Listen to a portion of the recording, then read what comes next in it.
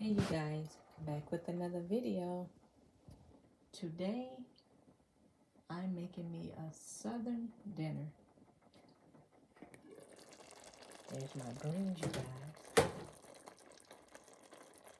They seasoned to perfection. You can see some onions in there. There's some bacon in there. Okay, and I seasoned them really well. So they only got like 30 more minutes to go and they will be done. Okay.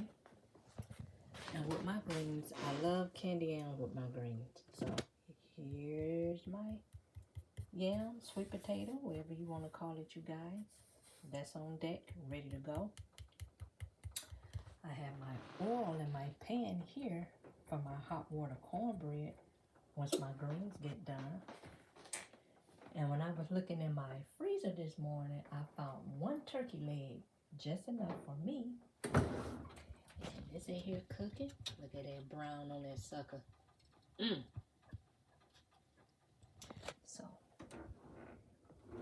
that probably got another 30 more minutes to go, you guys. And that's going to be my dinner for today. And if there's any leftovers for tomorrow, that will be left over, so I will be eating that tomorrow. If not, I will find something else. And of course, you guys, there you go. So I thank you guys for watching,